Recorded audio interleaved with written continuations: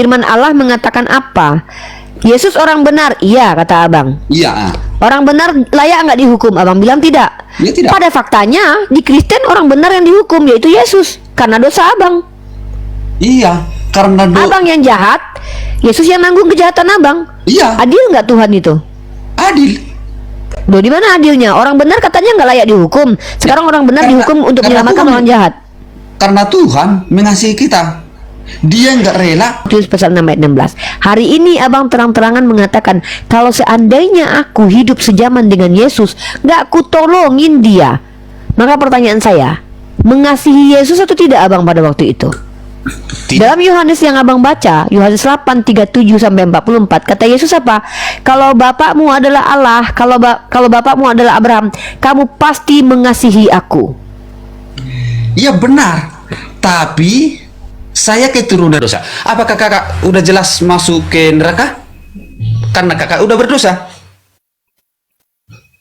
Satu Belum, agama. karena bisa meminta pertobatan, minta ampunan, atau mendapatkan rahmat dari Allah, atau mendapatkan syafaat dari Nabi Muhammad.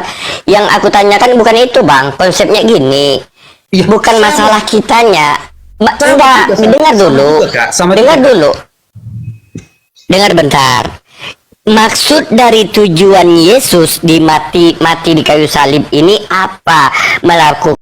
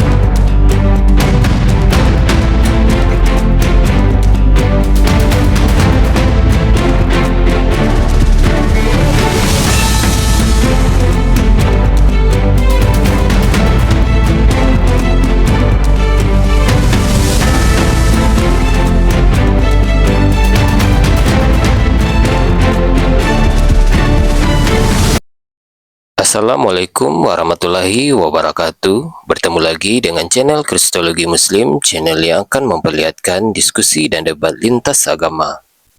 Pada kesempatan hari ini, semoga kita semua dalam keadaan sehat walafiat, selalu diberikan kesehatan, dan segala macam urusan dilapangkan, dipermudahkan, dan dilancarkan seperti apa yang diharapkan, dan juga diberikan segala kecukupan ekonomi, rezeki yang melimpah yang tidak pernah habisnya dari Allah Subhanahu wa Ta'ala. Di video kali ini masih seperti biasa, saya akan memperlihatkan diskusi dan debat lintas agama di mana nantinya apologet Islam dan oknum Kristen akan saling bertanya dan menjelaskan agama masing-masing. Yang mana kita akan bisa menilai mana agama yang benar-benar bisa diterima dan dipahami secara akal pikiran manusia yang berakal. Di video ini juga kita akan melihat diskusi dan debat Unirifa dan apologet Islam lain dengan beberapa oknum Kristen yang mana kita bisa mendapatkan ilmu dan pengetahuan tentang ajaran Islam dan ajaran Kristen. Dan bagaimana berjalannya diskusi ini, apakah akan berjalan tenang dan santun atau malah sebaliknya memanas, di mana biasanya oknum Kristen jika tidak sanggup menjawab pertanyaan dan juga tidak terima ajaran dan isi kitabnya dibahas, mereka akan emosi dan marah, bahkan sampai menghujat pribadi atau ajaran. Nah, daripada penasaran dengan diskusi dan debat ini, mari kita simak saja videonya sekarang. Maka tidak pernah ada di dalam Islam itu dosa kita diampuni dengan menumbalkan orang-orang yang tidak salah. Saya tanya sama abang, Yesus itu orang benar atau orang jahat? Orang benar. Layak nggak dihukum orang benar dalam agama abang? Ya tidak. Tapi kenapa dia dihukum? Karena itu melalui dari firman Allah. Iya, firman Allah mengatakan apa? Yesus orang benar, iya kata abang. Iya. Orang benar layak nggak dihukum? Abang bilang tidak. Ya tidak. Pada faktanya di Kristen orang benar yang dihukum yaitu Yesus karena dosa abang. Iya, karena Abang yang jahat, Yesus yang nanggung kejahatan abang. Iya, Adil nggak Tuhan itu? adil. Loh, di mana adilnya? Orang benar katanya nggak layak dihukum. Sekarang orang benar dihukum untuk menyelamatkan Tuhan, orang jahat. karena Tuhan mengasihi kita. Dia nggak rela manusia itu jatuh dalam dosa. Oke.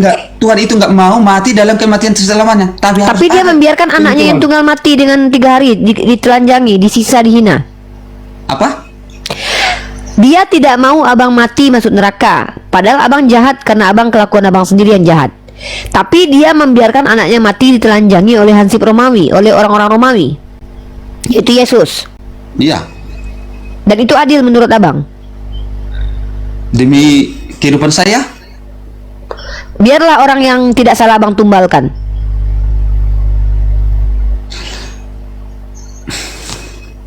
kalau dibilang tentang dalam kehidupan sekarang, itu sangat-sangat berantentangan. Tapi dengan kebenaran, itu dari dulu, karena udah banyak sejarahnya itu di belakang. Sebelum Bang Pasaribu, coba abang renungkan pakai hati nurani abang. Saya tidak minta abang di sini cerdas, saya tidak bisa di sini abang pintar. Saya minta abang jujur. Abang merenunglah sehari semalam, 2 hari 2 malam.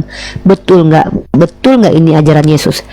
Coba saya tanya sama abang, di mana Yesus pernah berkata, percayalah kepadaku, kalau aku disalib untuk kalian maka kalian selamat? Coba mana dalilnya itu? Tidak ada, bang. Oke, nggak usah ke situ, Kak. Tapi Tuhan Yesus bilang kayak gini sama kami. Apa kata Yesus? Wahai orang-orang, datanglah kepadaku, sebab tak ada yang sampai kepada Bapa. Bukan gitu ayatnya. Saya bacakan ayat. Bukan gitu ayatnya. Ini saya bantu abang. Akulah jalan kebenaran dan hidup. Tidak ada yang sampai kepada Bapa kecuali melalui aku. Itu ajaran Yesus kan? Iya. Di situ diajarkan untuk membunuh Yesus dan menerima dia mati nggak? Ya harus diterima. Nggak ada di situ begitu. Kata Yesus apa? Aku jalan kebenaran dan hidup. Iya. Artinya Yesus itu jalan menuju kepada Bapa, bukan dipijak kepalanya, bang, bukan disalib dia, bang, tapi dipercayai semua ajarannya, didengarkan apa yang dia katakan. Abang mendengarkan nggak yang diajarkan kepada abang? Tapi itu kan proses peperangan antara iblis dan kebenaran. Iblis dan kebenaran berperang, apa urusannya dengan Yesus? Di mana Yesus mengajarkan bahwa dia akan berperang melawan iblis? Itu di mana tertulis? Jangan, bang, berhenti membuat ajaran manusia. Makanya Yesus berkata, percuma kau beribadah kepadaku Pasaribu, ajaran yang kau ajarkan adalah ajaran manusia. Tunjukkan kepada saya ajaran Yesus dari apa yang abang imani. Yesus berkata apa? Apa kata Yesus, ya? Keinginan untuk membunuh aku itu datang dari iblis. Yohanes 8:37 sudah saya tunjukkan kepada abang. Abang sebagai Kristen malah menikmati kematian Yesus. Maka secara tarafnya, bang, abang itu lebih iblis daripada iblis. Iblis masih mending, dia cuma menginginkan kematian Yesus saja. Tapi abang bertepuk tangan setiap tahun kematian Yesus karena abang yang jahat, abang yang berdosa. Yesus yang harus menanggung kesalahan abang. Dan abang bilang itu adil. Di mana letak keadilannya? Orang benar tadi abang katakan tidak mungkin dihukum. Tapi abang percaya orang benar. Abang baca Amsal 21 nomor 18. Tunggu dulu. Saya cari yang saya bilang tadi. Nih saya tunjukkan ayatnya. Nih, saya tuh hafal, bang. Yang saya hafal sih, Iya. tapi tidak semua saya hafalkan. Aku tahu. Kakak udah banyak memang belajar tentang Alkitab. Ya, nih saya tunjukkan sama abang ayatnya Yohanes 14 nomor 6. Buka Yohanes 14 nomor 6.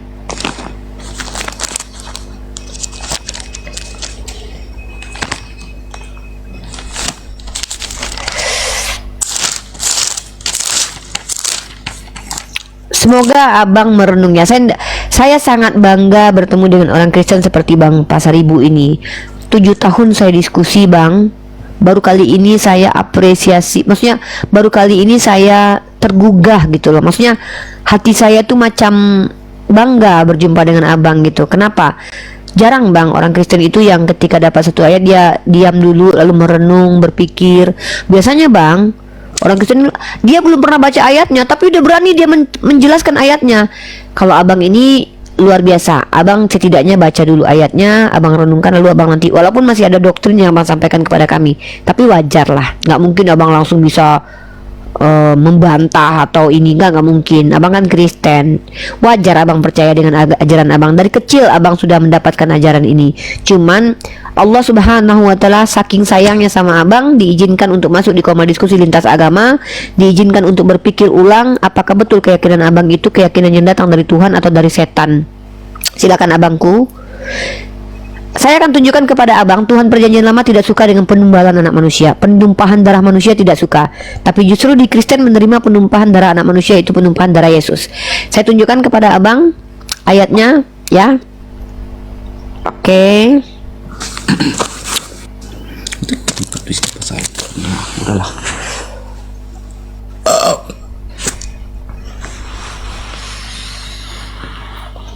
Bentar ya bang ya. Teman-teman support Bang Gerson, teman-teman, dengan cara semangati beliau supaya beliau menjadi orang yang nyaman ada di Komal kita. Kita berikan tempat terbaik buat beliau, kita berikan treatment terbaik, kita hargai beliau ya. Ya. Saya akan tunjukkan kepada abang, Tuhan tidak suka nih. Bentar ya.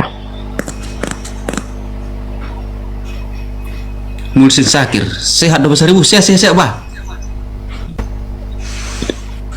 Salam sehat. Ya, teman-teman, kita bersaudara bersaudara secara NKRI dengan saudara kita Bang Pasaribu. Kita tidak mau Bang Pasaribu menjadi penghujat. Kita mau Bang Pasaribu menjadi orang yang berteman dengan kita. Kita nyamankan beliau untuk diskusi dengan kita. Orang Nih, kita sudah. boleh aku nggak bertanya satu pertanyaan? Boleh Bang. Boleh Tante Mika. Bang Saya lagi Pasaribu, boleh nggak Ya, aku ya. bertanya? Kalau seandainya Bang Pasaribu dilahirkan di waktu Yesus disalib, abang memilih Yesus menyalibkan Yesus atau menyelamatkan Yesus? Seandainya aku yang memilih, itu kan?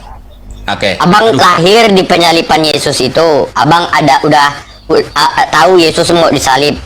Abang memilih menyelamatkan Yesus atau membiarkan Yesus disalib?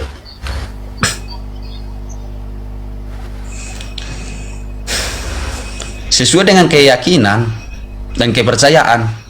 Kalau dengan penglihatan, karena daging yang kita pikirkan, ya jelas kita biarkan Tuhan Yesus disalibkan. Abang ikut membiarkan gitu. Iya, Berarti abang tidak Contoh. mengasihi Yesus pada waktu itu ya, tidak menolong ya. Ya tidak jelas. Maaf ya, Tuhan Yesus minta air dari kita, udah kita lihat haus, sakit, kita nggak merasa, nggak kita kasih air. Itulah kak, Nah, benaran begitu. ketika Yesus berkata, Waktu itu seandainya ya, kata seandainya, aku di situ, itulah aku. ketika Yesus berkata seperti ini, Bang, ya, terdengar oleh abang ketika Yesus itu ngeluh di atas kayu salib. Bapakku, kenapa engkau meninggalkan aku? Itu dia seperti minta tolong loh. Iya, itu kan sama Tuhan, bukan sama kita. Itu sama yang dipercaya sama Bapak Allah, sama Bapak Sama Yesus. Tuhan. Iya. Berarti Tuhan minta tolong kepada Tuhan. Iya. Berarti ada berapa Tuhan? Iya satu, tapi prosesnya ada. Itu Tuhan turun dari langit menjadi daging, dan daging itu juga yang bangkit. Lanjut, Abang lanjut. sadar nggak sih bang dengan apa yang abang omongkan ini bang? Sadar. Kemarin kapan ibu atau Bapak PI yang bilang Allah itu tidak pernah dilihat Musa, itu saya dengar. Ya, Saya sudah tunjukkan ayatnya. Tapi itulah waktu itu itulah itu. Aku nggak bisa katakan, tapi saya sudah dapat jawabannya itu. Dan kembali sama yang dibilang Tante MI, dia memohon sama bapaknya. Berarti Yesus itu adalah Tuhan yang punya Bapa dan punya Tuhan gitu. Iya. Berarti Tuhan abang ada berapa? Bagi kami itu ada Tritunggal. Nah, Tritunggal itu apa maksudnya menurut abang? Allah, Bapa, Anak. Ada berapa itu Tuhan abang? Tiga, jadi tiga dia mereka. Tapi prosesnya satu, pelaksanaan satu. Salah abang, bukan proses yang satu. Dalam Tritunggal ajaran ajaran Tertullianus di abad kedua, Tritunggal itu yang satu adalah katanya esensi atau esensi substansinya. Yang tiga adalah personanya. Tapi itu bukan ajaran Yesus, tapi itu ajaran Tertullianus di abad kedua. Nggak ada kaitannya dengan Yesus. Jadi abang ini bukan pengikut Yesus, tapi pengikut Tertullianus. Tertullianus ini mantan penyembah pagan bang. Nama ajarannya adalah Triad Capitoline. Triad Capitoline ini adalah Tuhan tiga bang. Tuhan tiga, ada Dewa Jupiter. Lalu ajaran itu dibawa oleh Tertullianus kepada teman-teman Kristen dan diikuti. Abang coba kalau nggak percaya cari aja. Yang pertama sekali mengajarkan Tritunggal itu adalah Tertullianus namanya. Mantan penyembah dewa-dewa pagan, bukan Yesus. Yesus tidak pernah mengajarkan Tuhan itu Tritunggal, tidak pernah. Jadi abang ini bukan pengikut Yesus, tapi pengikut Tuhannya orang Yahudi itu cuma satu, bukan Tritunggal. Musa tidak mengajarkan Tuhan Tritunggal, Daud tidak mengajarkan Tuhan Tritunggal. Jadi berpikirlah ulang abangku ya. Abang saya lihat orang yang merenung. Kalau abang mencarikan jawaban untuk membenarkan yang tidak benar, abang tidak jujur terhadap diri sendiri. Saya sudah tunjukkan kepada abang ayatnya secara tertulis. Tidak ada yang dapat melihat Tuhan, dapat hidup. Keluaran pasal 33 nomor 20, 1 Timotius pasal 6 ayat 16. Hari ini abang terang-terangan mengatakan, kalau seandainya aku hidup sejaman dengan Yesus, gak aku tolongin dia. Maka pertanyaan saya, mengasihi Yesus atau tidak abang pada waktu itu? Dalam Yohanes yang abang baca, Yohanes 8:37 sampai 44, kata Yesus apa? Kalau bapakmu adalah Allah, kalau bapakmu adalah Abraham, kamu pasti mengasihi aku. Ya benar, tapi saya keturunan Abraham tidak taat sama Allah. Bapak yang dipercaya si Abraham. Saya menyeleweng dari ajaran Abraham. Di mana Abraham mengajarkan kalau ada Tuhan mati untuk menghapus dosa itu? Abraham tidak pernah bang. Makanya Yesus berkata, Abraham tidak akan melakukan hal itu. Karena yang namanya para nabi-nabi itu memuliakan nabi setelahnya, karena mereka sudah tahu akan muncul nabi. Makanya ada nubuatan. Tapi abang adalah orang yang demi agama abang, demi doktrin gereja abang yang abang dapat dari kecil, abang tidak berpikir lagi bicara bahwa abang akan ikut membantu Yesus disalibkan, bahkan membiarkan dia berteriak di tiang salib. Beda bang kalau ada saya di situ bang. Kalau ada saya di situ, apa yang bisa saya lakukan untuk menyelamatkan Yesus, saya akan selamatkan. Karena saya adalah orang yang mengasihi Yesus dengan betul-betul mengasihi, tidak hanya omong-omong. Pasti saya akan bantu dia. Nah sementara abang adalah orang yang ngakunya sayang sama Yesus, cinta sama Yesus, penyembah Yesus, tapi malah berada pada saat Yesus disalib akan membiarkan dia menderita. Jadi siapa yang betul-betul mencintai Yesus menurut abang dari ilustrasi yang kita sebutkan? Coba jujur, siapa yang betul-betul mencintai Yesus? Ya dari pembicaraan kakak, ya kakak. Nah kalau begitu, kenapa abang mengatakan abang benar? Jelas abang akui kalau saya yang lebih menyayangi dan mencintai Yesus. Tapi abang menampakkan konon katanya di bibir saya menyayangi Yesus, tapi perbuatan malah membiarkan dia mati konyol. Kenapa abang lebih bisa dikatakan masuk surga ketimbang saya? Kata Yesus apa? Abang baca Matius pasal 7 nomor 15 sampai 21. Tidak setiap yang memanggil aku Tuhan, Tuhan masuk ke dalam kerajaan surga, tetapi tapi dia yang mengikuti perintah Allah Bapa. Allah Bapa perintahkan menyalibkan Yesus nggak? Matius berapa tadi? Matius 7? Matius pasal 7 nomor 15 sampai 21. Abang sudah jujur sekali loh bang. Tiga pertanyaan saya abang jawab jujur. Pertanyaan pertama, abang akui orang benar itu tidak boleh disalib, tidak boleh dihukum. Tapi demi doktrin abang ingkari akal abang ingkari rasional abang. Abang bilang, ya kalau Yesus tidak apa-apa, itu adil namanya kalau Yesus yang dihukum. Inilah bahayanya doktrin agama bang. Doktrin agama abang menghilangkan akal abang dan menghilangkan empati abang.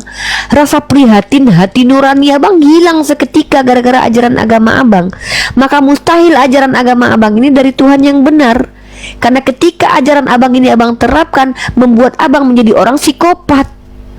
Di satu sisi mengatakan sayang kepada Yesus, di satu sisi menikmati kematian Yesus, psikopat. Di satu sisi katanya mencintai Yesus, mengasihi Yesus, tapi di satu sisi tidak akan pernah membantu Yesus kalau dia menderita. Inilah bertentangan, Bang. Semoga Abang renungkan ini setelah Abang ngobrol dengan saya. Saya tidak paksa Abang untuk masuk Islam. Jangan masuk Islam dulu. Kalau perlu, tidak perlu Abang masuk Islam. Kenapa? Karena Islam itu nanti Abang akan cari sendiri kalau Abang sudah berakal. Islam mengajarkan apa? Nabi Isa tidak dibunuh, tidak disalibkan. Karena dia orang yang dekat dengan Allah. Tentu Allah mengasihinya dengan cara apa? Diselamatkan dia naik ke langit kedua. Dia tidak dihinakan, disucikan dari orang-orang kafir. Nanti dia turun kembali untuk mengakui siapa dirinya sebenarnya. Dan itu pun diakui oleh orang Kristen. Tidak masalah Abang jadi Kristen. Tapi abangku sayang sekali. Sayang sekali Abang. Ya, silakan Bang. Pertama saya bilang maaf. Sejak tadi saya mulai ngomong, satu kata pun saya nggak ngertiin tentang agama Islam. Nanti saya ajarkan. Maaf, mungkin saya nggak terima. Oke lah, enggak apa-apa ya. Saya tidak akan mengajarkan kepada Abang Islam, tapi saya akan membantu Abang untuk menunjukkan Abang ini berakal, punya hati atau tidak, ya. Gak apa-apa, saya tidak akan ajarkan Abang Islam. Karena saya sudah bilang dari tadi bahwa Islam itu agama pilihan. Orang berakal pasti akan memilih Islam. Tapi selagi akalnya masih tidak jalan, Abang membuktikan kepada saya tadi. Di satu sisi Abang bilang, betul, kalau ilustrasinya kakak yang lebih sayang sama Yesus. Tapi Abang bilang Abang yang benar. Betul kata Abang tadi, bahwa memang orang benar tidak mungkin dihukum. Amsal 21:18, coba Abang baca. Amsal pasal 21 nomor 18. Pelan-pelan saja kita, santai aja. Sebenarnya sih baterai HP ku udah 10% lagi. Oke, bisa disambung besok-besok. Pokoknya Abang naik ke sini tiap hari. Saya tidak mau merendahkan Abang karena Abang adalah orang yang tidak menghujat. Doktrin agama Abang kami tidak akan menghinakan. Nah, tapi ayolah berpikirlah ulang, apa betul seperti itu? Saya sudah tunjukkan ayat di mana Yesus berkata yang menginginkan kematiannya. Kan saya kasih tema ajaran iblis tadi. Iya. Siapa yang menginginkan kematian Yesus itu adalah iblis. Sedangkan yang menginginkan kematian Yesus adalah iblis bapaknya. Apalagi yang menikmati setiap tahun dan berbahagia ketika Yesus mati, itu lebih iblis daripada iblis. Astagfirullahalazim. Ya Allah, semoga Allah berikan Abang hidayah. Saya percaya kok. Seperti Kang Chan bilang tadi siang ke saya, kami memang tahu kalian yang menolak tidak akan pernah beriman. Al-Quran bilang begitu. Barang siapa yang menutup dirinya, dia tidak akan beriman. Allah bilang begitu dalam Quran surah Al-Baqarah ayat ke-6. Tapi saya percaya hari ini Abang tidak sadar. Semoga Allah izinkan Abang mengingat kembali perkataan kita berdua di Komal ini, bahwa Abang sudah mengakui kebenaran bahwa tidak mungkin orang benar dihukum. Tapi karena Abang adalah Kristen, karena doktrin yang Abang terima dari kecil, Abang ingkari itu seketika. Lalu Abang bilang, oh iya, kalau Yesus tidak apa-apa dihukum walaupun dia orang benar. Begitu juga ketika Abang bilang, memang dari ilustrasi yang saya sampaikan, saya lebih mengasihi Yesus. Tapi Abang bahkan lebih kejam. Orang yang membiarkan orang lain tersiksa itu orang terkejam, Bang.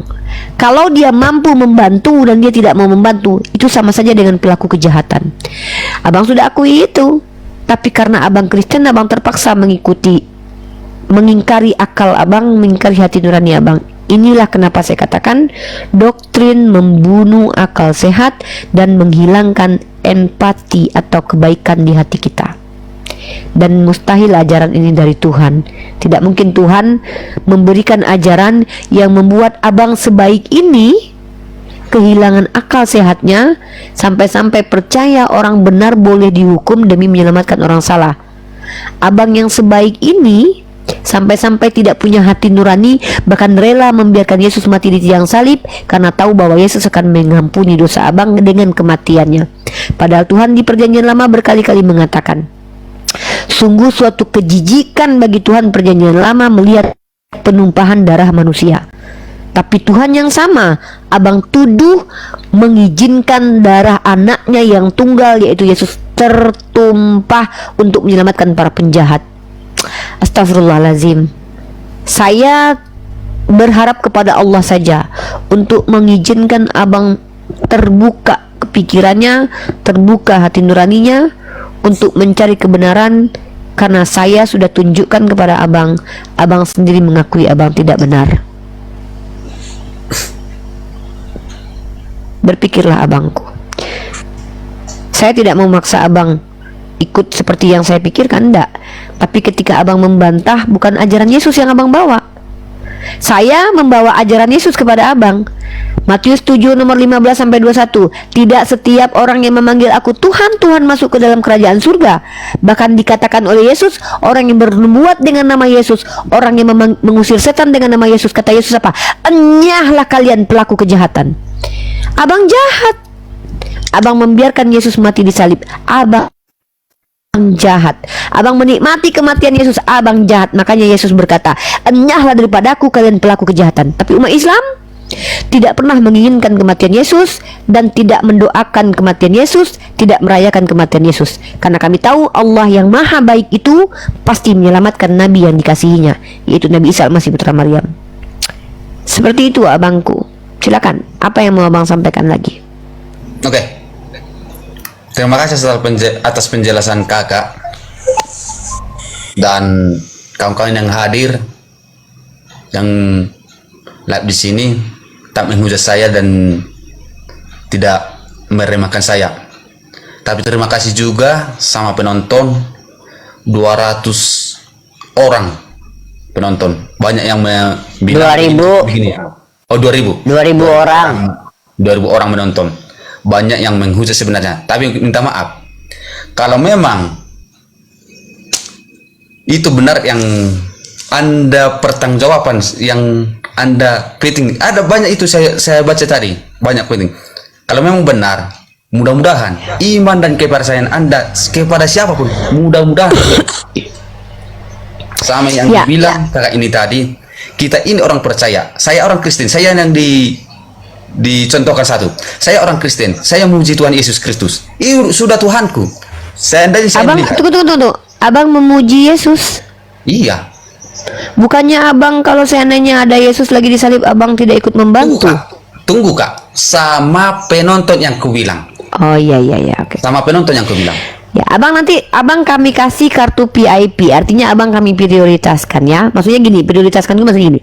Abang adalah tamu kehormatan kami di Komal Yonatan Nandar, oke? Maaf kak, jangan dihormatin. Enggak apa-apa, kami menghormati. Islam ajarkan begitu. Agama saya ajarkan untuk menghormati orang yang santun seperti abang, walaupun kita beda keyakinan. Nabi Muhammad dulu pernah, kalau tidak salah, Nabi Muhammad SAW itu membuat perjanjian Hudaibiyah namanya. Nah, perjanjian Hudaibiyah itu menguntungkan orang yang non-Muslim, justru merugikan orang Islam, karena Nabi Muhammad itu tidak memaksakan Islam kepada orang tersebut. Saya diajarkan Nabi saya untuk bersikap adil kepada abang. Saya menghargai abang dengan kepolosan abang, saya menghargai abang dengan kejujuran abang, walaupun abang masih terikat dengan doktrin, tidak masalah. Semoga Allah memudahkan abang untuk mendapatkan hidayah. Saya menghargai abang dengan kesantunan abang di sini. Saya meminta teman-teman yang di bawah, tolong teman-teman, walaupun beliau menolak Islam, walaupun beliau menolak untuk paham, Allah yang tentukan itu teman-teman. Maka teman-teman hargai Bang Givers, Bang Pasaribu. Maksud saya, hentikan hujatan kata-kata menghina agama beliau, karena nanti ketika kalian dibaca menghina agama Bang Pasaribu bisa menilai Islam dari perilaku kalian. Jadi tolong kita sama-sama memberikan kepada Bang Pasaribu tempat yang layak untuk belajar tentang keyakinan dan keimanan, atau menjelaskan tentang keimanannya. Dia manusia yang harus kita hargai. Mari kita sama-sama memanusiakan manusia di Komal kita ini ya. Teman-teman semuanya, jangan ada kata-kata kasar. Tapi kalau ada orang Kristen yang berkata kasar, biarkan. Biar Bang Pasaribu tahu bagaimana kelakuan kawan-kawannya. Silakan Bang. Lebih baik temanku atau satu iman dengan saya mencoba atau menghujat saya. Tapi kalau saya tahu di luar dari agama saya, tolong. Saya nggak lawan dengan pembicaraan Anda. Ya udah, kalau memang saya salah ya udah, yang tahu apa Bang saya Pasaribu, Bang Pasaribu, Iya kak.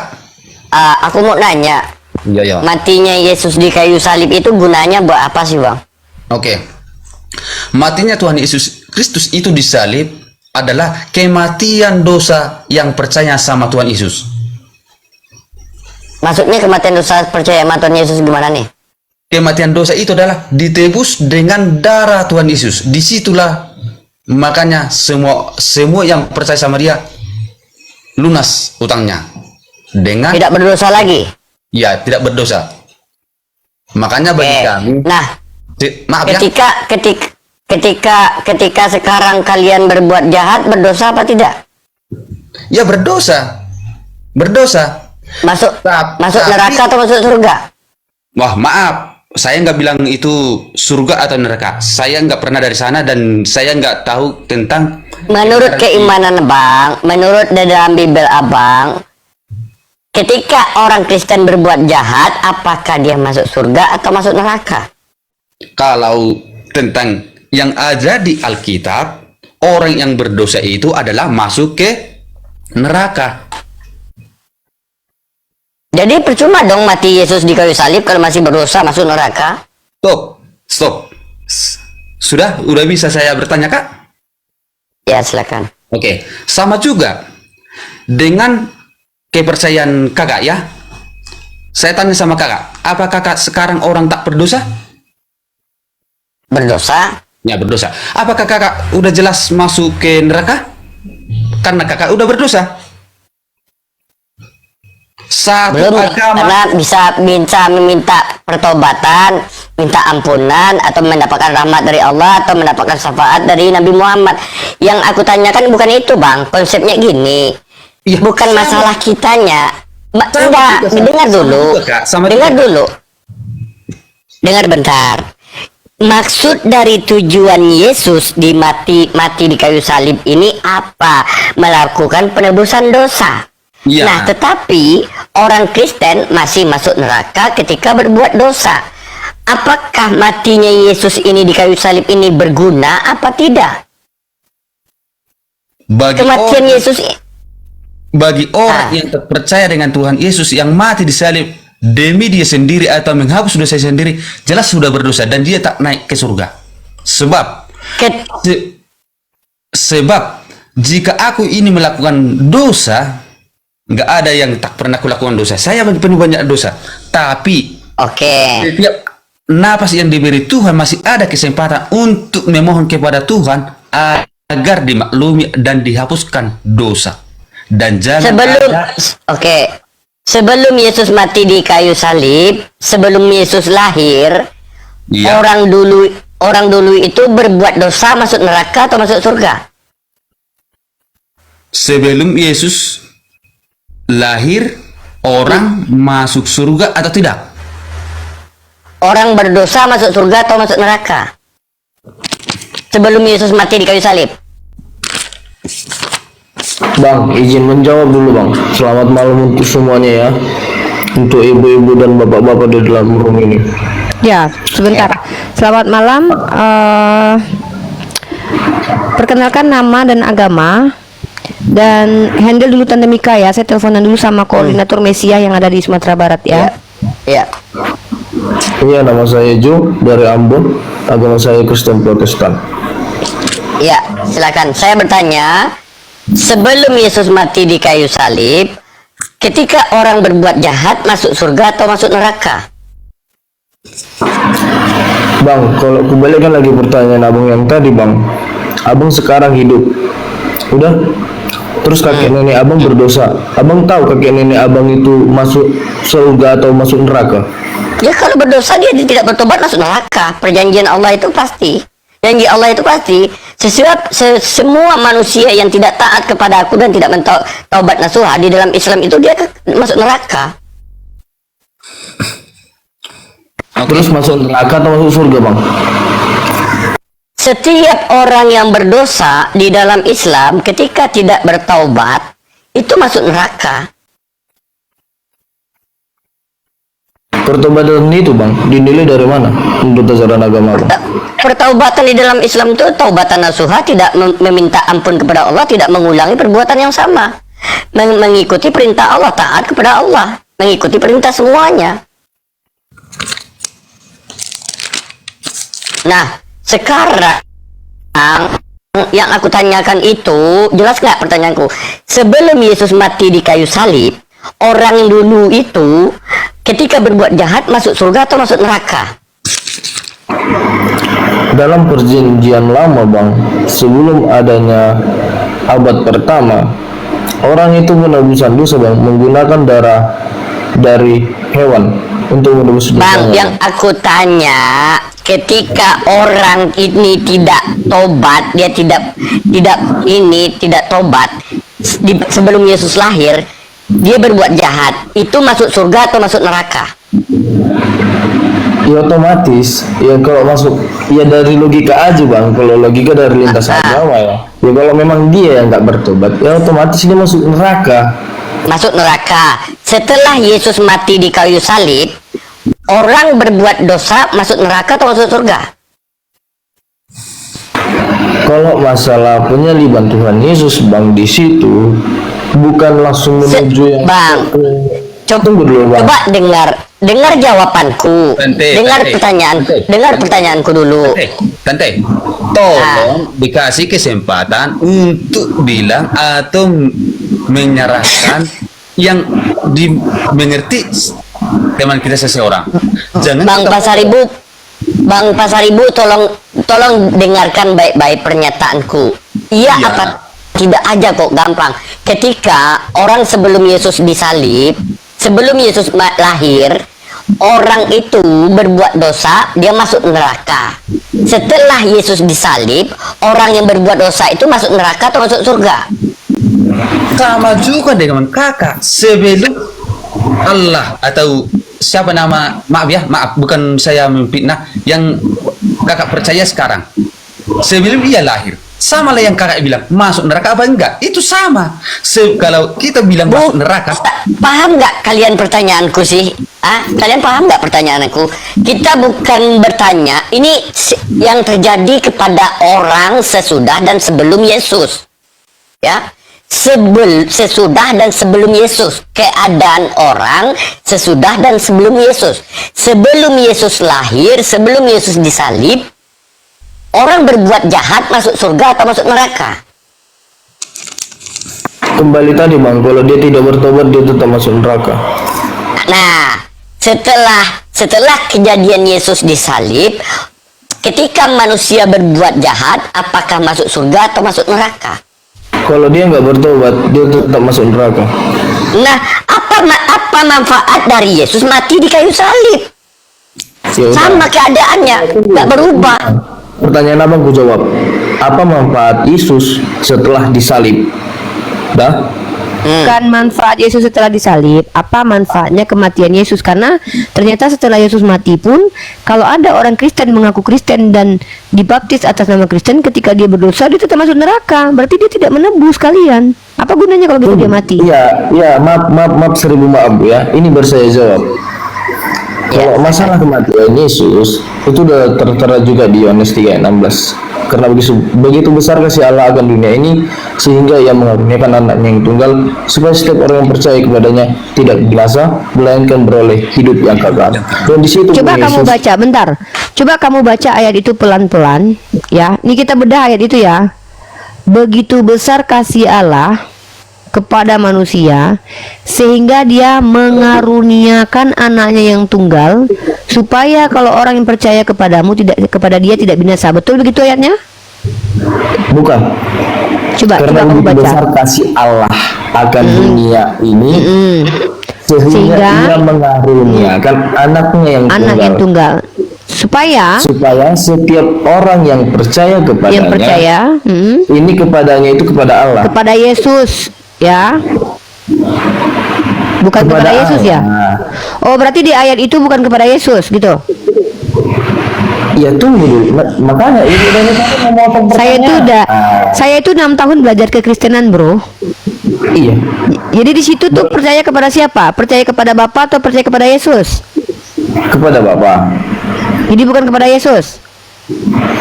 Iya. Makanya itu jangan langsung menyerang. Saya Jangan tidak dulu menyerang. sebentar. Saya orang yang sudah 7 tahun belajar agamamu, adekku. Saya ingin membantumu bahwa kamu salah menafsirkan ayat itu. Yang pertama, yang kedua, tidak ada di ayat itu begitu besar kasih Allah kepada dunia sehingga dia menyalibkan anaknya yang tunggal. Nggak ada. Dia mengatakan apa? Mengaruniakan anaknya. Artinya apa? Diutus anaknya membawa ajarannya, bukan ditumbalkan untuk menebus dosa kalian. Sejak kapan mengaruniakan menjadi penumbalan? Sekarang kutanya Kalian mengiman. Bentar dulu. Tuhan Yesus. Yang menyalibkan Yesus adalah orang Yahudi dan Hansip Romawi. Ya udah, kenapa dari tadi gue salahkan orang Kristen bahwasanya menyalibkan Tuhan Yesus? Kalian itu menikmati kematian Yesus. Kalian lebih Kamu iblis tidak daripada iblis. menikmati, Bu. Itu udah nubuat bahwasanya Yesus Saya tanya sama kamu. hakimi. Saya tanya, enggak, kita jujur ya. Jangan jelaskan kepada saya hal-hal yang tidak saya minta untuk dijelaskan, bro. Saya tanya sama kamu, jujur kamu jawab. Kamu menikmati tidak kematian Yesus? Dinikmati bagaimana? Kutanya Yesus dulu, mati di tiang dari salib. sebutan- Yang dari mendapat sebutan kenikmatan manusia. itu kamu atau jangan berputar-putar, bro. Fokus kepada pertanyaan saya. Ketika Yesus mati di salib, yang bahagia ditebus dosanya kamu atau saya? Jelas orang kami Atau gitu, jangan-jangan sama. menurut kamu? Ya sudah, berarti kau lebih iblis daripada iblis. Why do I? Karena yang menginginkan kematian Yesus saja adalah iblis. Apalagi kau yang menikmati kematiannya lebih buruk daripada iblis kau, Dek. Maaf Kak ya. Maaf. Kalau dengan kata itu sebenarnya Tuhan Yesus bukan tak melawan dengan peperangan di dalam iblis. Nah, seandainya Tuhan Yesus bersuara, wahai engkau yang percaya, yaitu yang apa itu namanya? Bagi kami orang Batak dibilang suratku. Roma hamus yang kijang, lama orang sudah mati di sini. Alai, tapi Tuhan Yesus mau menyerahkan diri demi anak-anak atau orang yang masih hidup di dalam dunia supaya hidup dalam kekekalan. Yang abang bacakan ke saya itu semuanya ajaran gereja, bukan ajaran Yesus. Yesus tidak pernah mengajarkan apa yang abang ajarkan itu. Kenapa? Kata Yesus tadi apa? Apa kata Yesus tadi? Apa kata kitab abang tadi? Ini begitu besar kasih Allah kepada dunia sehingga dia mengaruniakan anaknya yang tunggal supaya setiap orang yang percaya kepada Yesus, bukan pada supaya setiap orang yang percaya dia mati di tiang salib selamat. Gak kayak gitu bunyinya, Bang. Tapi apa kata di situ? Supaya orang yang percaya kepada Yesus percaya setiap apa yang dia ucapkan. Percaya kepada perkataan Yesus. Abang percaya nggak sama perkataan Yesus? Ya percaya. Siapa Tuhan menurut Yesus? Siapa Tuhan menurut Yesus. Yesus? Ya Tuhan, Siapa nama Tuhan menurut Yesus? Bapa. Sama Bapa. Lalu Tuhan abang siapa? Tuhan abang siapa? Yesus. Beda kan abang dengan Yesus? Yesus mengajarkan Tuhan Bapa, abang Tuhannya Yesus. Sama nggak abang dengan Yesus? Percaya nggak dengan perkataan Yesus? Saya nggak setara dengan Tuhan Yesus. Bu, izin Bukan ya, jangan pakai setara. emosi. Sebentar dulu Izin, kau Bu. Kribo, saya lagi ngomong dulu. Sebentar dulu. Saya dengarkan baik-baik perkataan saya. Yesus mengatakan Tuhan siapa tadi? Bapa. Ya, Bapak. Abang mengatakan Tuhan siapa? Yesus. Yesus. Sama tidak pengajaran abang dengan pengajaran Yesus? Pengajaran saya dengan Yesus. Pengajaran Yesus mengatakan Tuhan itu Bapa. Pengajaran abang barusan Tuhan itu adalah Yesus. Sama nggak pengajaran abang dengan pengajaran Yesus? Ya sama. Kok sama? Kata Yesus Tuhan siapa? Ya Bapak. Kata abang Tuhan siapa? Yesus. Sama nggak itu? Ya Bapak itu Tuhan Yesus. Berarti Yesus adalah Bapa. Ya. Berarti yang mati di tiang salib itu Bapa yang mati. Ya. Berarti ketika Yesus berkata Eli Eli lama sabaktani, Yesus lagi bicara kepada dirinya sendiri gitu. Ya udah lain lagi. Penjelasan kalian teman-teman Kristen itu bertentangan dengan akalmu, Bang. Kalau abang bilang bahwa Yesus adalah Bapa, abang bukan Tritunggal, tapi abang Oneness. Kalau abang bilang Yesus itu adalah Bapa, maka abang percaya yang mati di tiang salib adalah Bapa. Berarti Tuhan abang, baik Bapa baik anak, itu mati semuanya. Apa kata Yesus? Apa kata Bapa? Abang baca. Saya sudah kasih kepada abang 1 Timotius pasal 6 nomor 16. Bapa itu tidak pernah mati, tidak kena maut. Yesus mati. Merenunglah abangku. Udah berapa ayat yang kukasih sama abang yang abang tolak sendiri? Abang mengaku pengikut Yesus padahal abang pengikut gereja. Pernah Yesus mengatakan bahwa dia adalah Tuhan pencipta alam semesta? Tidak, dia adalah kurios. Bang, renungkanlah abangku. Kalau abang salah bertuhan, nasibmu di akhirat bang menderita bang. Buat apa bang? Buat apa salah bertuhan? Berpikirlah, Allah sudah kasih petunjuk berkali-kali kepada abang melalui saya. Saya sudah kasih ayat sama abang barusan. Yesus berkata apa? Siapa Tuhan menurut Yohanes pasal 17 ayat 3. Abang baca. Abang buka sekarang juga Yohanes 17 ayat 3. Silakan. Jangan pikirkan netizen bang, pikirkan keselamatan abang saja. Buat apa abang pikirkan orang yang di bawah itu? Mereka bertanggung jawab dengan perbuatannya sendiri. Abang selamatkan diri abang sendiri aja. Ngapain abang pikirkan orang lain? Biarkan mereka berkomentar apapun komentarnya. Selamatkan diri abang. Kalau abang salah bertuhan, apa gunanya abang hidup?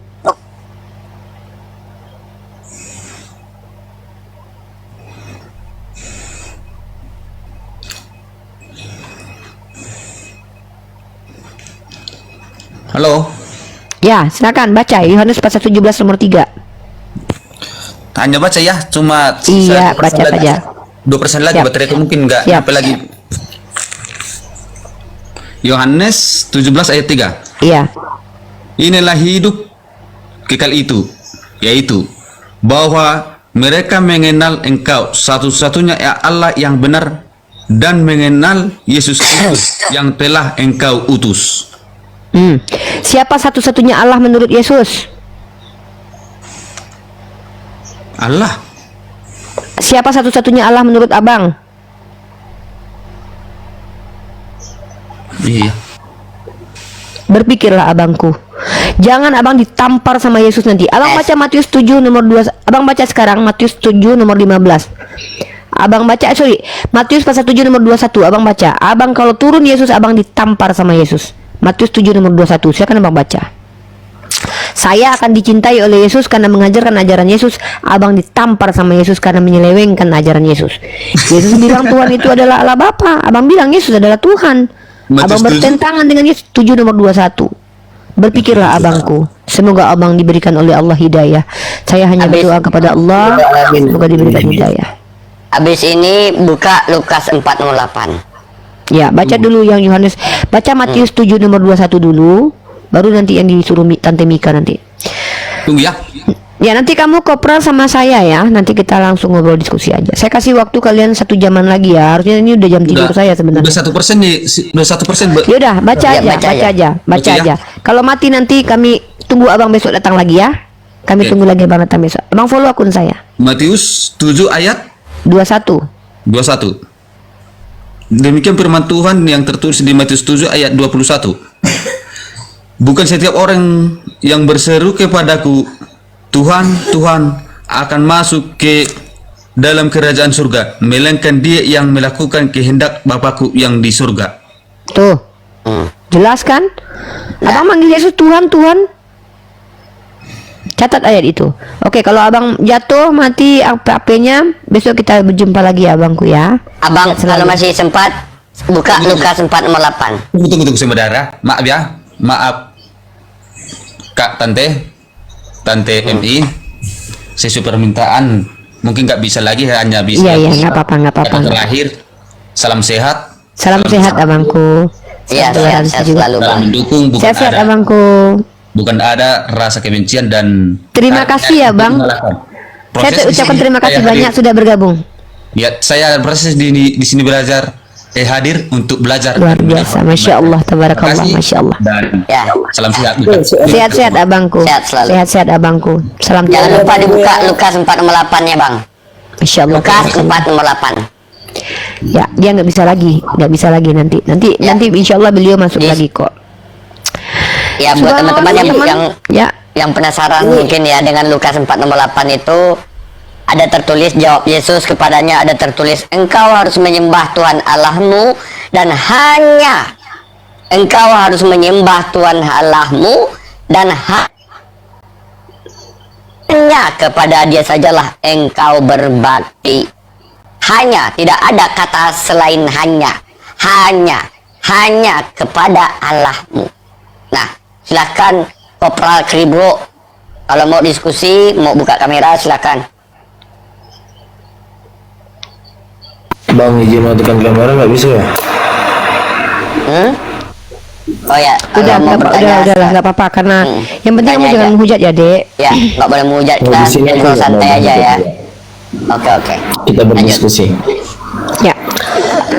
Saya temenin kamu kurang lebih 1 jam lagi kalau bisa. Karena saya juga harus istirahat, menjaga kesehatan juga. Di sini sudah jam setengah 12 ya. Saya maksimalkan, sebenarnya saya tidur tuh jam 11 harusnya. Tapi karena ada kamu saya hargai ya. Kalau misalkannya nanti kita terputus di pertengahan, kamu boleh masuk lagi besok. Saya tunggu lagi kamu di sini. Follow akun Uni dulu. Follow Oke, akun Jonathan Nandar. terima kasih. Supaya supaya bisa ketemu lagi sama kita. Follow akun Jonathan Nandar, Tante Mika, Bang Wan, Penita Lemon sama Uni. Follow akunnya di atas. Jadi besok kalau kami live lagi kamu bisa ketemu kita. Dan apapun pertanyaan kamu tentang agama saya, insya Allah saya coba jawab. Silakan kamu mau menyampaikan apa di sini. Agamamu Kristen apa, Dek? Protestan atau Katolik? Oh, sebelumnya saya lahir di Protestan, besarnya di Protestan, dan semenjak saya merantau saya mencoba untuk mencari suasana yang dimana memang kurang menurut saya iman saya mencoba ke Pentakosta, dan sedikit saya juga belajar dengan Advent, sedikit juga saya belajar tentang Katolik. Masya Allah, kamu orang yang belajar dan mencari. Semoga Allah memudahkan kamu dapat hidayah. Saya tidak mengislamisasi ya. Saya tidak mengajak kamu untuk masuk Islam dulu, karena saya pengen mengajak kamu untuk berpikir dulu. Saya umpamakan kepada kamu sebuah botol kosong ya. Bagi kami umat Islam, kalian itu ibaratkan orang yang sudah ada isi di dalam botol ini. Maka ketika saya isi kamu dengan air putih itu tetap akan bercampur dengan kotoran yang ada di dalam. Maka tugas saya itu bukan memasukkan kamu air putih dulu. Tugas saya adalah mengeluarkan kotoran yang ada dalam botol itu, sehingga botol itu kosong nanti. Kalau kamu keberatan dengan istilah saya ini, saya minta maaf, tapi memang itulah yang harus saya lakukan.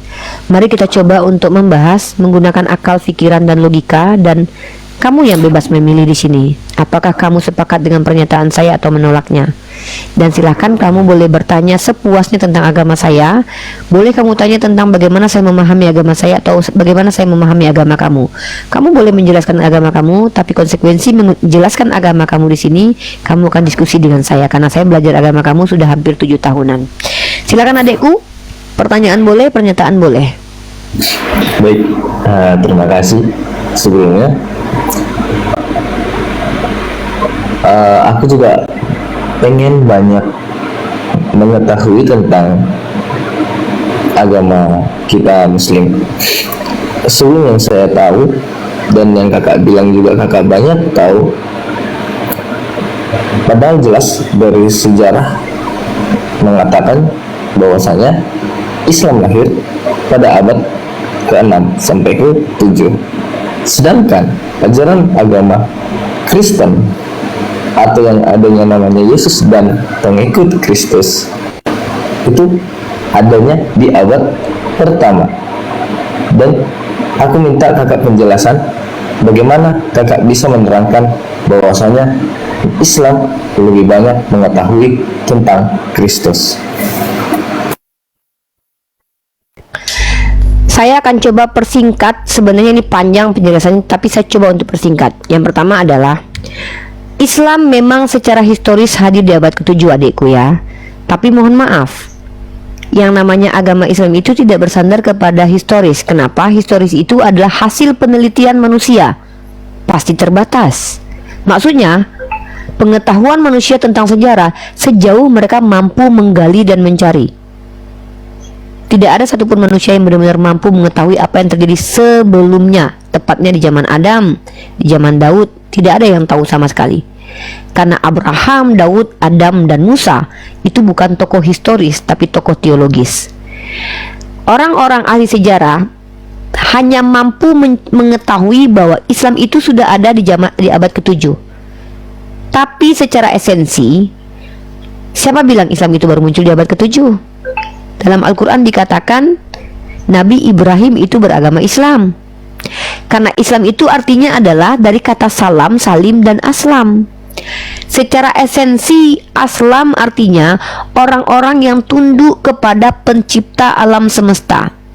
Secara esensi, Islam artinya adalah agama yang membuat orang-orang tunduk kepada pencipta, suci atau salim. Salim itu artinya suci karena mengikuti perintah Tuhan, baik secara jasmaninya dia suci, baik secara rohani dia suci. Dan orang-orang ini salam, damai, selamat, baik di dunia maupun di akhirat. Inilah definisi Islam secara etimologi, berasal dari kata aslam, salim, dan salam. Jadi Islam itu sudah ada, aturan Allah itu sudah ada sebelum Adam dilahirkan. Dalilnya mana? Torah itu sudah sudah hadir, sudah dituliskan oleh Allah sebelum Nabi Adam lahir. Artinya ajaran dari Tuhan itu sudah ada sebelum manusia itu diciptakan. Jadi Islam itu yang adalah sistem kepercayaan terhadap Tuhan pencipta alam semesta itu sudah ada, bukan di abad ke-7.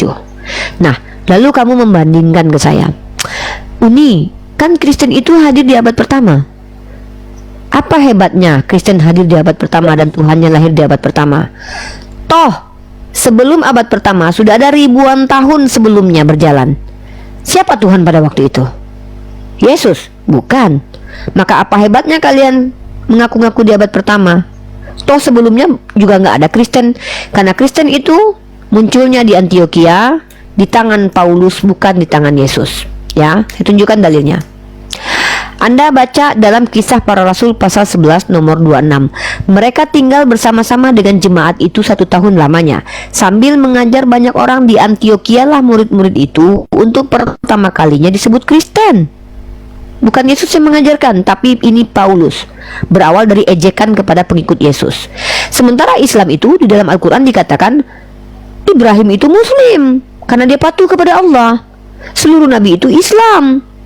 Nah, itu secara esensi.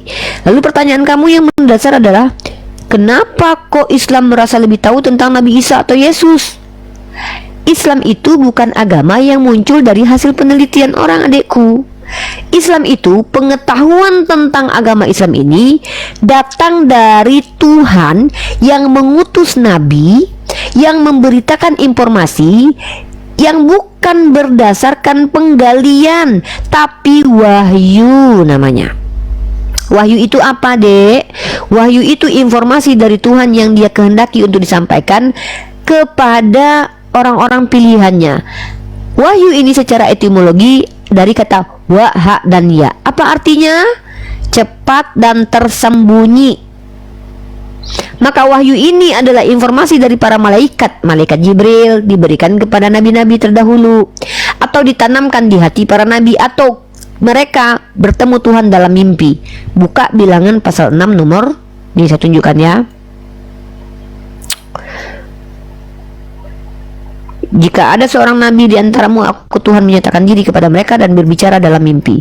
Jadi informasi dari Tuhan ini bukan hasil penggalian informasi dari orang-orang yang melihat, tidak, wahyu Tuhan. Nah, dari mana Nabi Muhammad tahu tentang Nabi Isa? Dari Allah Subhanahu wa Ta'ala. Loh, mengatakan Nabi Muhammad itu nabi dan Al-Quran kitab kan doktrin, Uni. Saya mengatakan Nabi Muhammad itu nabi bukan karena saya Islam, tapi saya mampu membuktikan bahwa Nabi Muhammad tidak pernah berdusta sepanjang hidupnya. Saya bisa membuktikan Yesus pernah berbohong. Saya bisa membuktikan Paulus pernah berbohong. Maka terbantahkan bahwa Yesus adalah orang yang bisa dipercaya. Maksud saya adalah Yesus yang digambarkan di kitab Anda. Kalau Anda ingin mendapatkan kabar yang benar, haruslah dari orang yang benar. Orang benar itu bukan orang cerdas, bukan orang pintar, tapi orang jujur. Makanya saya bilang, kamu pintar, kalau tukang bohong percuma. Tapi kamu orang polos, belum pernah belajar dan susah berbahasa dan gak ngerti banyak apa-apa seperti abang tadi, tapi kamu jujur, kamu lebih punya value daripada orang cerdas. Gitu. Jadi, dari mana Nabi Muhammad tahu tentang Yesus, tentang kekristenan, tentang sejarah-sejarah zaman dulu? Dari Allah langsung. Dalilnya ada. Inilah berita yang kami sampaikan kepadamu pada saat kamu tidak berada di situ. Perkara tentang Maryam. Nabi Muhammad tidak berada pada saat itu, di tempat itu, tapi Nabi Muhammad tahu. Dari mana Nabi Muhammad tahu? Wahyu dari Allah Subhanahu wa taala. Dari mana membuktikan bahwa itu adalah wahyu? Allah sudah tantang. Apa kata Allah dalam Al-Qur'an? Dalam Quran surah An-Nisa ayat 82. Ya, afala yatadabbaruna al-Qur'an walau kana min indi ghairillah walajadu fihi ikhtilafan katsiran. Kata Allah begini. Apakah afala yatadabbaru? Apakah kalian Kristen ini tidak memperhatikan Al-Qur'an, tidak mempelajari Al-Qur'an, tidak membaca Al-Qur'an? Ya, afala yatadabbaruna al-Qur'an walau kana min indi ghaira. Seandainya ini bukan dari sisi kami, kata Allah, bukan dari Allah, tentulah walajadu fihi ikhtilafan katsiran, tentulah banyak di dalamnya kontradiksi. Sekarang mari kita secara jujur, secara ilmiah, adikku Kribo, saya yakin kamu sudah belajar. Jujur kamu katakan kepada saya, di antara Bible dan juga Al-Qur'an, mana yang sudah terbukti banyak kontradiksinya? Silakan dijawab.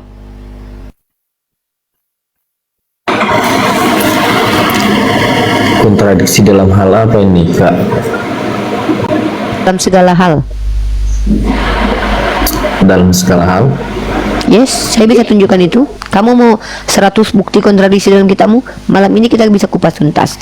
Tapi saya minta satu aja, kontradiksi di Al-Quran. Makanya Allah katakan, Al-Quran dan wahyu itu pernyataan benar yang diminta diuji oleh Allah. Kalian buktikan sendiri kalau Al-Quran itu salah. Saya minta sama kalian, buktikan kepada saya satu ajaran Islam yang apabila diterapkan oleh manusia itu merugikan penganutnya dan merugikan orang lain. Kalau Kristen banyak. Kamu mau tahu salah satu contoh ajaran Kristen yang diterapkan itu merugikan dirimu sendiri dan merugikan keluargamu? Mau? Mau nggak saya kasih contoh? Untuk perbandingan aja. Berani nggak saya challenge? Coba, Kak. Oke. Saya tanya sama kamu ya, ini ayat ini ya. Jangan melawan orang yang jahat kepadamu.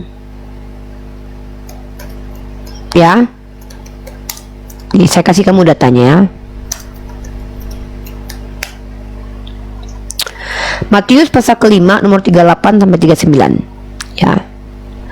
Kamu telah mendengar firman mata ganti mata dan gigi ganti gigi. Tapi aku berkata kepadamu, janganlah kamu melawan orang yang berbuat jahat kepadamu, melainkan siapapun yang menampar pipi kananmu, berilah juga kepadanya pipi kiri. Sekarang kita ilustrasikan ajaran ini dalam kehidupan sosialmu. Seandainya kamu lagi ngantarin nenekmu pakai kursi roda, tiba-tiba ada yang menampar nenekmu, kamu lawan atau kamu biarkan? Silakan dijawab, jujur. Sekarang gini, cuma orang gila dan orang bodoh aja yang melakukan sesuatu hal tanpa ada sebab dan akibat. Saya lagi mempertanyakan kasus perintah Tuhan Anda. Kan saya bilang, ajaran yang tidak berasal dari Tuhan itu apabila diterapkan perintahnya merugikan penganutnya dan merugikan orang lain. Yang saya tanya adalah, perintah Yesus kepada Anda adalah jangan melawan orang yang jahat kepadamu, melainkan apabila ditampar pipi kirimu kasih kanan. Kamu mau melakukan ini? Dan maksudnya kata-kata di situ, Kak, bukan cuma langsung tertuju ke kata-kata. Jika ada jelaskan yang maknanya. Jelaskan apa maknanya? Tunggu dulu. Jika ada yang menampar pipi kirimu, beri pipi kananmu, katanya kan. Di situ bukan tertuju pada satu momen atau suatu kasus bahwasanya ketika ada seseorang yang memukul kau terus. Berarti itu bukan makna sesungguhnya, berarti. Bukan, ada makna. Berarti kembali inilah di yang situ. disebut dengan ajaran lip service. Kamu tahu ajaran lip service terdengar indah di mulut tapi tak mampu dilakukan. Ini ajaran omon-omon namanya, Dek. Terdengarnya Tunggu, indah. ini kan saya masih menjelaskan, Kak. Kakak langsung Jangan ngomong. dijelaskan. Nah, makanya saya bilang tadi di situ bukan langsung tertuju kepada sesuatu hal yang langsung menuju ke pokok permasalahan itu tadi. yang Terus maknanya apa? diberitakan tadi. Jelaskan saja maknanya apa. Jangan bertele-tele, Dekku. Uni sudah kasih kamu waktu 1 jam untuk menghadapi kamu loh. Iya, maknanya itu tadi Kak. Apa maknanya? Ketika ada orang yang berbuat jahat kepada kita, coba untuk meredam dan coba untuk kita serahkan dulu kepada Tuhan. Gitu. Ya Nggak makanya ada saya yang- tanya sama kamu. Makanya berarti kan betul kan kamu serahkan kepada Tuhan. Makanya saya tanya kepada kamu. Kalau kamu lagi dorong ibumu pakai kursi roda, tiba-tiba ibumu ditampar, apa yang kamu lakukan pada waktu itu? Silakan dijawab deh, jujur deh. Pasti kan kita pertanyakan hal itu dulu. Mengapa Anda tampar? Oh jadi kamu ibu nanya saya? doang. Kenapa kamu tampar ibu saya gitu aja? Habis itu apa yang kamu lakukan? Terus kalau dia jawab begini, suka-suka aku lah. Apa kau? Nah, lalu kamu bilang apa? Nggak mungkin Kak. Berarti dia kan ada hal yang tersembunyi. Saya kan bilang kalau saya lagi tidak membahas. Jangan anggap ini seolah-olah benar-benar sedang terjadi, Dek. Kita lagi mengilustrasikan ajaran ini benar nggak bisa dijalankan. Kan saya bilang tadi begini, ajaran dari setan itu adalah ajaran yang apabila diterapkan oleh kita merugikan diri kita, merugikan orang lain, merugikan keluarga kita. Ajaran yang benar dari Tuhan itu ajaran yang apabila diterapkan membuat keuntungan bagi kita, membuat keuntungan bagi orang lain. Nah, saya tunjukkan ajaran itu di agama Anda. Ada ajaran yang apabila kau kerjakan itu merugikan dirimu. Salah satunya apa? Jangan melawan orang yang jahat kepadamu, melainkan apabila ditampar pipi kiri kasih kanan. Nah, ajaran itu saya coba ilustrasikan. Seandainya kondisimu sedang dalam keadaan mendorong ibumu pakai kursi, kan begitu. Tiba-tiba ada yang menampar ibumu, apa yang kau lakukan? Kan yang pertama kau lakukan bertanya sama orang itu, ngapain kau tampar ibuku? Lalu orang itu menjawab, seandainya orang itu menjawab, suka-suka akulah, ku tampar aja mamamu, aku pengen aja nampar mamamu. Apa yang kau lakukan habis itu? Jujur deh, jangan bertele-tele. Saya sudah Ya kalau dari esensi emosional seseorang ya pasti kita balas. Pertanyaan saya adalah, ketika kamu membalas dalam ranah sosial itu normal atau tidak normal? Itu normal. Secara emosional manusia. Berarti membalas itu normal, tidak membalas tidak normal berarti.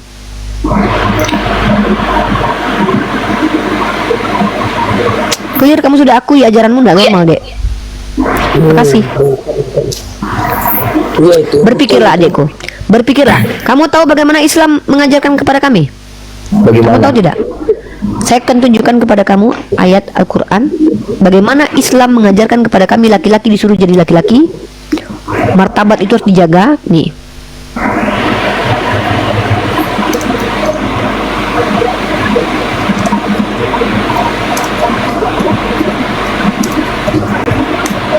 Saya bacakan ayat Al-Quran kepada Anda.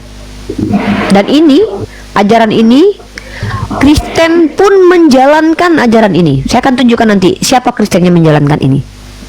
Padahal Kristen tidak beriman kepada ayat ini, tapi secara naluriah mereka terapkan ajaran ini di negara mereka. Bismillahirrahmanirrahim. Quran surah Al-Baqarah ayat 190. Bismillahirrahmanirrahim.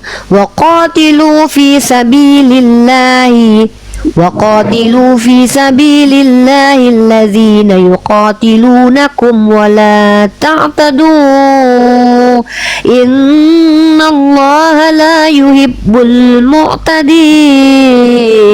Apa kata Tuhan saya? Mengajarkan kami umat Islam, perangilah di jalan Allah orang-orang yang memerangi kamu dan jangan melampaui batas. Dan kamu tahu nggak? Rata-rata negara di dunia ini yang mayoritasnya penganut Kristen, saya bisa tunjukkan datanya, itu sebelum berperang saja sudah siap-siap untuk berperang. Karena kebanyakan negara di dunia ini yang memiliki misil atau bom untuk melawan Rusia, Amerika. Ini negara-negara anak Tuhan loh, Dek. Jadi inilah ajaran yang sejalan dengan naluri manusia. Saya lagi dorong ibu saya, ditampar sama orang. Saya mati ketika melawan orang itu, bertengkar dengan orang itu. Mati saya mempertahankan ibu saya. Mati saya pada waktu itu, saya langsung auto surga. Karena mati dalam memperjuangkan kehormatan orang tua saya. Ini Islam. Tapi Anda diajarkan apa oleh Yesus? Jangan melawan orang yang jahat kepadamu. Jadi ketika adikmu diperkakas atau diperkodok atau diperkaos, kau diam saja, sudah serahkan sama Tuhan. Ini ajaran Ajaran yang tidak kasih. masuk akal. Nauzubillah min Ajaran dzalik. kasih. Ajaran Dan kasih. itu tidak akan mungkin terjadi. Tidak akan ada satupun manusia yang bisa melakukan itu. Karena itu tidak logik. Tidak relevan dengan sosial kita. Tidak relevan dengan psikis kita. Tidak relevan dengan akal kita. Tidak relevan dengan human nature kita. Human nature, human being kita. No. Makanya saya katakan, berpikirlah.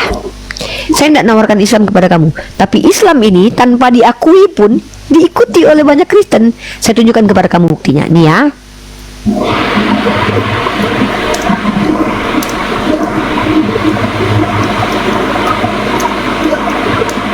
Ini bukti kalau non Kristen, non Muslim justru malah mengikuti ajaran Islam. Nih. Saya tunjukkan kepada kamu datanya. Kita faktual aja bicara, tekstual, kontekstual, faktual. 9 negara yang memiliki senjata nuklir terbanyak. Kita sebutkan, tahu kan senjata nuklir ini gunanya untuk apa? Bukan untuk masak, ya, untuk melawan orang yang akan melawan mereka. Negara Ortodok Kristen Rusia, negara mayoritas anak Tuhan Amerika Serikat, negara yang ateis China, negara Kristen Perancis, negara Kristen Inggris, Pakistan, India, Israel, Korea Utara. Jadi negara-negara yang konon katanya tidak beriman kepada Islam ini, ya, yang mengatakan bahwa Islam ini agama yang mengizinkan berperang, tapi justru sudah mempersiapkan dirinya untuk berperang kalau diperangi, tanpa sadar sudah mengikuti ajaran Islam. Tapi masalahnya ketika kalian ikuti ajaran Islam, kalian tidak dapat apa-apa di akhirat. Tapi kalau kami mengikuti ajaran ini, kami dapat pahala. Selamat di dunia, selamat di akhirat. Inilah Islam. Ajarannya relevan dengan sosial manusia, memuaskan akal, memuaskan hati nurani. Tidak ada ceritanya tuh dalam Islam itu kami bahagia ketika Yesus disalib. Tidak ada.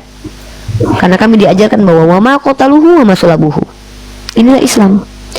Jadi renungkanlah. Saya sudah tunjukkan kepada Anda ajaran dari setan atau ajaran iblis itu apabila dijalankan merugikan orang lain. Salah satu ajaran yang sangat-sangat jelas merugikan orang lain. Nih, saya tunjukkan kepada Anda.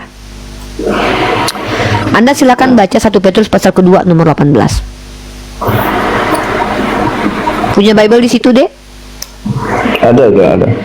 Buka, Dek. 1 Petrus pasal 2 nomor 18 sampai 19. Silakan dibaca. Ini ajaran yang 1 Petrus pasal kedua nomor 18.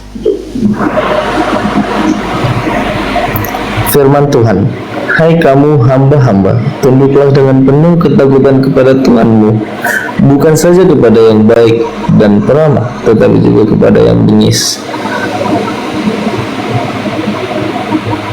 Seperti maksudnya ayat itu? Ayat itu mengajarkan kamu tutorial menjadi budak yang baik. Bagaimana cara jadi budak yang baik? Walaupun majikanmu sangat bengis, kamu nggak boleh melawan. Makanya ketika misionaris datang ke Afrika, ada namanya Presiden Kenya. Ya, Presiden Kenya itu mengatakan bahwa ketika misionaris datang ke Afrika, mereka bawa Bible. Kami punya tanah. Ketika mereka ajarkan kami berdoa, mereka ambil tanah kami, mereka berikan Bible-nya kepada kami. Itu kata Presiden Kenya dulu. Artinya apa? Ajaran kalian ini adalah ajaran yang cocok dibawa oleh penjajah. Karena penjajah ketika menawarkan Bible, hei kalian yang tertindas, budak-budak kami, Tuhan berkata, tunduklah kepada kami kalian. Makanya kolonialisme itu lebih banyak Kristen dulu, karena dia membawa Bible yang isinya, kamu pernah dengar istilah Bible untuk budak nggak? Atau kamu pernah dengarkan doktrin Dum Diversas nggak? Belum. Nih, saya kasih kamu doktrin Dum Diversas itu apa ya. Jadi ini bukan cuma sekedar tertulis di kitabmu, Dek, tapi dijalankan sama pendahulu kamu. Saya kasih kamu ini doktrin Dum Diversas, ya.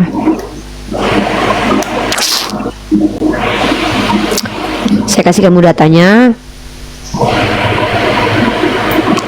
Silakan kamu cross check sendiri. Ini namanya The Complete Doctrine Discovery. namanya doktrin Dum Diversas.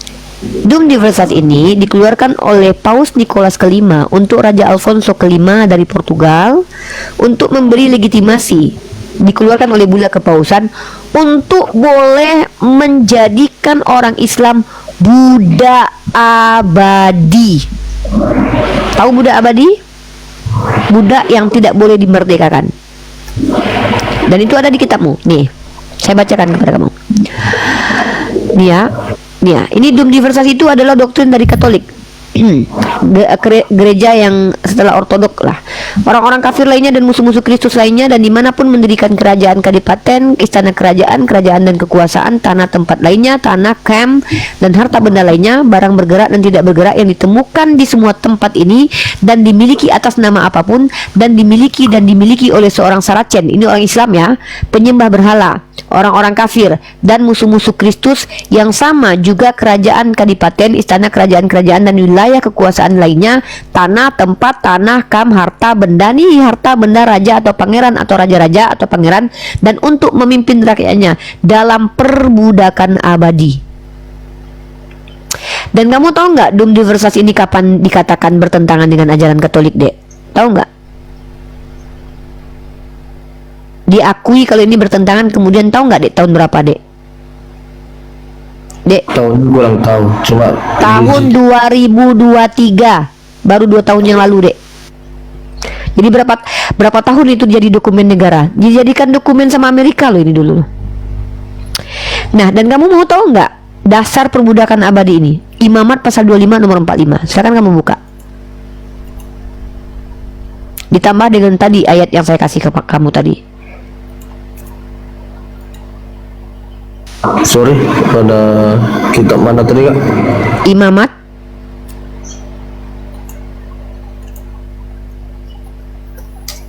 pasal 25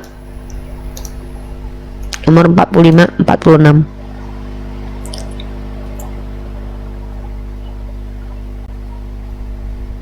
Tepat di ayat 46 kamu baca.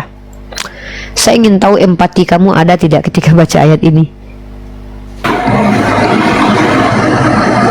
Firman Tuhan, juga dari antara anak-anak pendatang yang tinggal di antaramu, boleh kamu membelinya, dan dari antara kaum mereka yang tinggal di antaramu, yang dilahirkan di negerimu, orang-orang itu boleh menjadi milikmu. Kamu harus memberikan mereka sebagai milik pusaka kepada anak-anakmu yang kemudian supaya diwarisi sebagai milik. Kamu harus memperbudakkan mereka untuk selama-lamanya, tetapi atas saudara-saudaramu orang-orang Israel janganlah memerintah dengan kejam yang satu sama yang lain. Di agama Anda, di kitab Anda, Tuhan Anda mengajarkan untuk memperbudak orang lain selama-lamanya. Dan dikutip tadi dalam 1 Petrus pasal 2 nomor 18, Anda diajarkan tutorial jadi budak yang baik. Apakah menurut Anda ini betul-betul dari Tuhan? Silakan Anda jawab di hati nurani Anda. Saya tidak perlu memaksa Anda. Anda orang dewasa, orang berpikir, saya yakin Anda cerdas. Kan saya sudah bilang berkali-kali, ajaran yang datang dari Tuhan itu tidak mungkin merugikan penganutnya dan merugikan orang lain apabila dijalankan. Maka saya tantang Anda, saya kasih Anda waktu seminggu. Silakan Anda baca terjemahan Al-Quran, Google searching hadis, sebutkan kepada saya satu saja perintah Allah Subhanahu wa Ta'ala atau anjuran Nabi Muhammad yang apabila dilakukan merugikan kami penganut Islam dan merugikan kalian yang bukan penganut agama Islam. Satu saja. Kalau tidak ada, bagaimana mungkin seorang Nabi Muhammad yang ummi mengajarkan ajaran yang tidak merugikan siapapun? Apakah masih kau tolak ini datang dari Tuhan? Silakan renungkan. Saya baru satu ini loh, Dek. 1000 amunisi saya di belakang untuk menunjukkan kepada Anda betapa mengerikannya ajaran dalam kitab perjanjian lama dan dalam kitab perjanjian baru. Sekarang terakhir untuk Anda. Ini ajaran merugikan keluarga Anda. Buka Lukas pasal 14 nomor 26, baca dengan baik, renungkan. Silakan, Dek.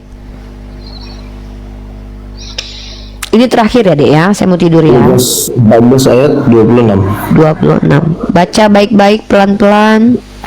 Jawab pertanyaan saya setelah Anda baca itu. Jujur tapi ya. Orang jujur yang selamat.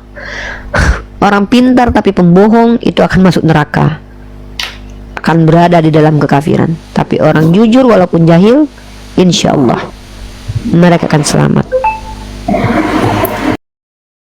Saya akhiri diskusi dan debat para apologet Islam yang telah memberikan kita ilmu dan pengetahuan tentang ajaran Islam dan ajaran Kristen. Semoga ilmu yang kita dapat dari diskusi dan debat ini dapat membentengi kita dari permutatan, yang mana pada saat sekarang banyaknya misionaris-misionaris mencari muslim yang awam untuk dimurtadkan. Saya akhiri video ini. Terima kasih kepada saudara-saudari muslim semua yang telah mengikuti diskusi ini sampai habis. Sampai ketemu lagi dan nantikan video-video diskusi dan debat apologet Islam selanjutnya. Assalamualaikum warahmatullahi wabarakatuh.